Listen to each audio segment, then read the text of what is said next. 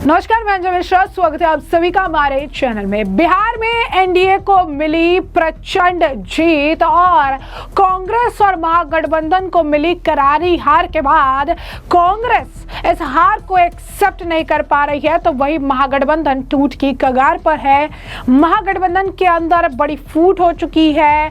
महागठबंधन के नेतृत्व को जो है सवालों के कटघरे में खड़ा किया जा रहा है, यानी राहुल गांधी के नेतृत्व पर अब सवाल उठने लग गए हैं और राहुल गांधी को लेकर तमाम तरीके के सजेशन अब महागठबंधन के अंदर ही दिए जा रहे हैं। यानी महागठबंधन के अंदर इस बिहार में मिली करारी हार के बाद खिचड़ी पकनी शुरू हो चुकी है और सब पार्टियां, खासकर तृणमूल कांग्रेस और समाजवादी पार्टी अपने अपने लीडरों को सामने रख रही है और ये दावा कर रही है कि राहुल से बेहतर नेतृत्व उनकी पार्टी के लीडर यानी अखिलेश यादव या फिर शायद ममता बनर्जी इस महागठबंधन को लीड कर पाएगी। यानी ये कहना गलत नहीं है कि जिस तरीके से कांग्रेस को नकारा जा रहा है, जिस तरीके से राहुल गांधी के नेतृत्व पर सवाल उठाए जा रहे हैं, जिस तरीके से राहुल गांधी को कॉर्नर करने का काम किया जा रहा है, इससे कांग्रेस इस महागठबंधन का हिस्सा कब तक रहेगी ये देखना बेहद दिलचस्प होगा।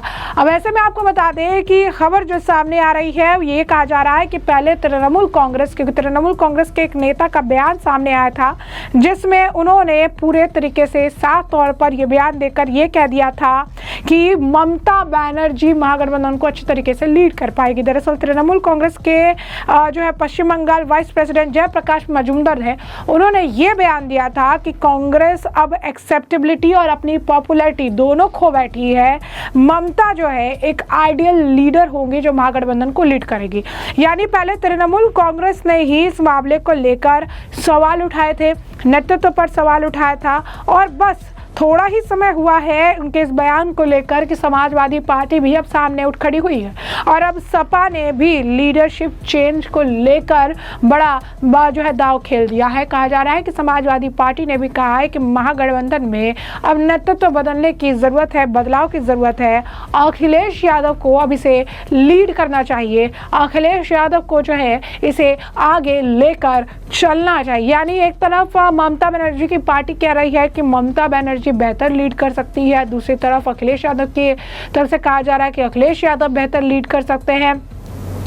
तमाम जो है बयान दिए जा रहे हैं, तमाम चीज़ें कही जा रही है और उसके बाद लोगों की प्रतिक्रिया भी सामने आ रही है और लोग ये लिख रहे हैं कि इंडी गठबंधन जो है अब एक म्यूजिकल चेयर कॉन्टेस्ट बन चुका है। पहले तृणमूल कांग्रेस के टेंट्रम्स, अब समाजवादी पार्टी चाहती है कि अखिलेश यादव नेशनल लीडर बन जाए। जब सबको लीड करना है तो आखिर फॉलो कौन करेगा? सबको आगे चलना है तो पीछे कौन चलेगा? और अब समय आ चुका है कि ये गठबंधन टूट के बिखर जाएगा। एक और व्यक्ति ने इसी तरीके की टिप्पणी की है, लिखा है ओ भी तुम्ही घोरे जाओ। अच्छा, यानी यहाँ पर ममता बनर्जी की टिप्पणी को लेकर राहुल गांधी पर मजाक उड़ाया जा रहा है। कहा जा रहा है कि अब जो है तुम्हें घर जाने की ज़रूरत है और अब जो है अखिलेश जो है इसको लीड करेंगे। यानी लगातार लोग इसे लेकर कॉमेंट कर रहे हैं, लगातार लोग जो है अगर आप कहेंगे कि इसे लेकर राहुल गांधी को ट्रोल कर रहे हैं, महागठबंधन को ट्रोल कर रहे हैं। एक और व्यक्ति ने लिखा है कि अगर ये अखिलेश द्वारा लीड किया जाएगा तो बहुत बड़ा चेंज उत्तर प्रदेश या फिर बिहार में नहीं देखने के लिए मिलेगा, लेकिन इससे भी ज़्यादा बड़ा डिजास्टर जो है वो महागठबंधन के लिए देखने के लिए मिलेगा। क्यों?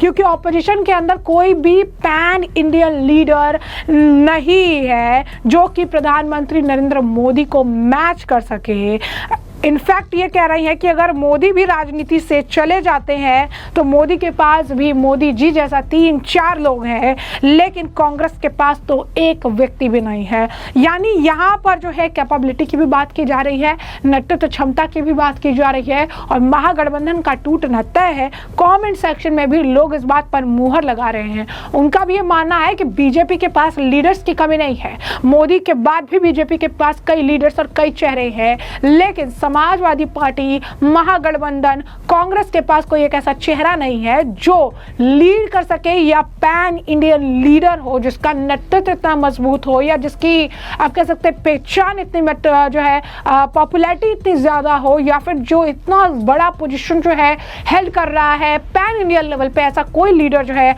महागठबंधन के पास आज की डेट में नहीं है जो मोदी को सीधे टक्कर दे सके। और यही कारण है कि अगर नेतृत्व चेंज भी होता है तो इससे कुछ बहुत ज्यादा फर्क नहीं पड़ने वाला।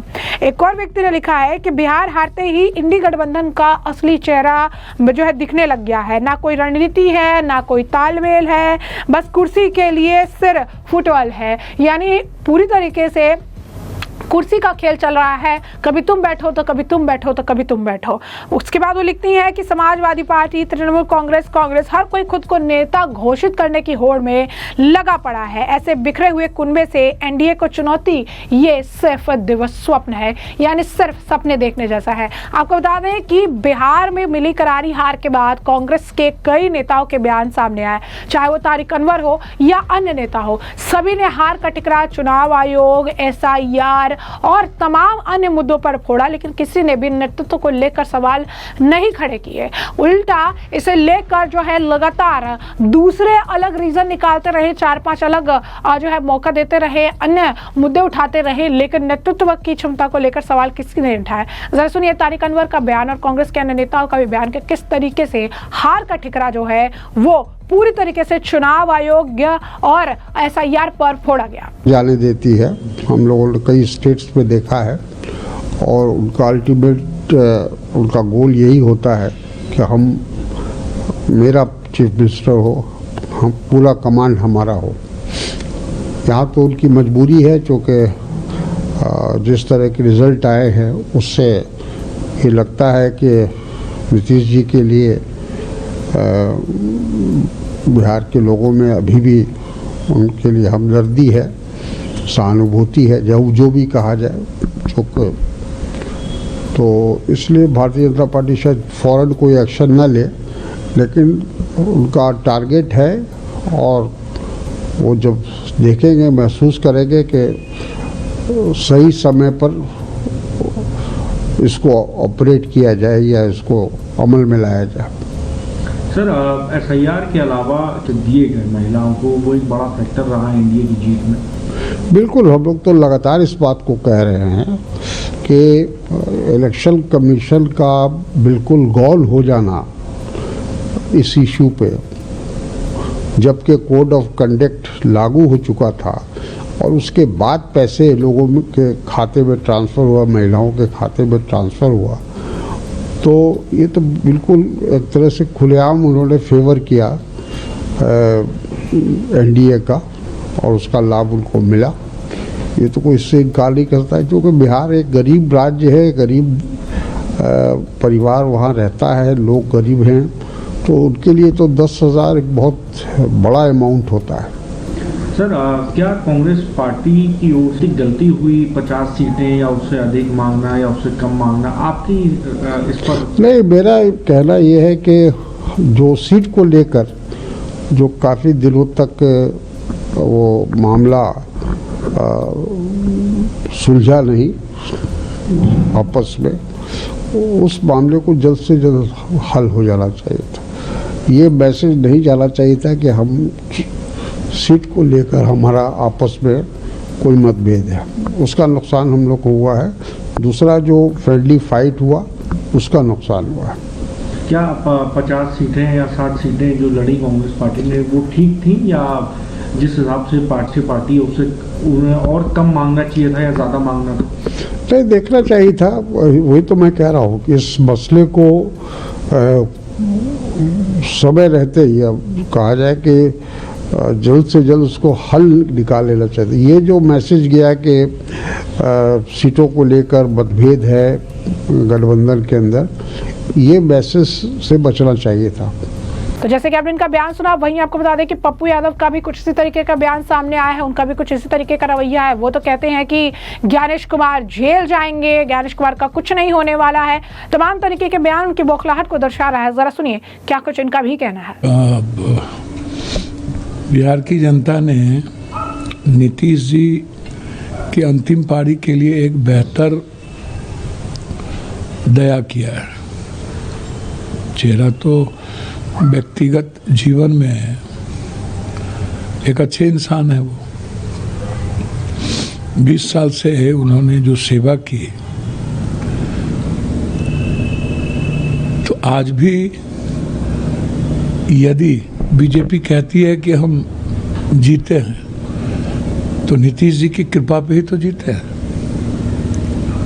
तो मुख्यमंत्री बिहार की जनता यदि एनडीए को दी है तो नीतीश कुमार के लिए ही दिए, नीतीश कुमार के लिए ही दिए, और नीतीश कुमार के नेतृत्व में ही एनडीए की सरकार बनाने के लिए दिया। तो फिर इतना लेट क्यों? लगातार बीजेपी वाले आज तक ना तो गुलदस्ता देने गए, ना ही कहीं तस्वीर में बीजेपी वाले हैं, और सारे पार्टी के विधायकों से फोन करके टच में बात कर रहे हैं। क्यों भाई, जब आपके पास इतनी बड़ी बहुमत है तो अन्य पार्टियों से आप बात क्यों कर रहे हो?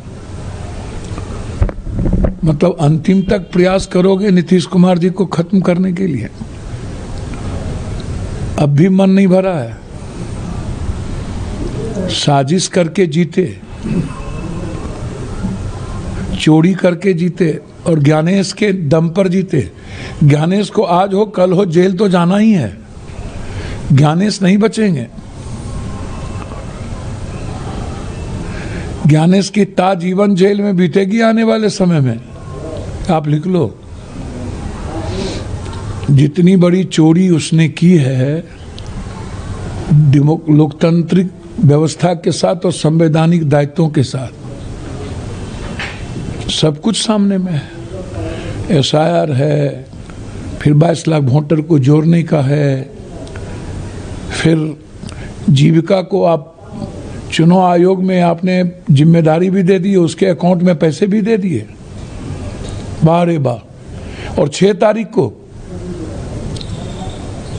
और 22 लाख वोटर को जो जोड़ा वो भी पता नहीं, 14 लाख लगभग फर्जी वोटर।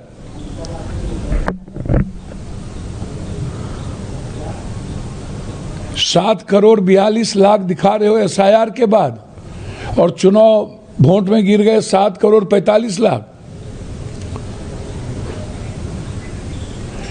तो इतने बड़े पाप प्रक्रिया के बाद पूरा बिहार में इंडिया गठबंधन को पोस्टल बैलेट पेपर में 80% बढ़त है, और ईवीएम में बढ़त हो गई तुम्हारी। ईवीएम पर कतई भरोसा नहीं किया जा सकता है, बैलेट पर कराओ।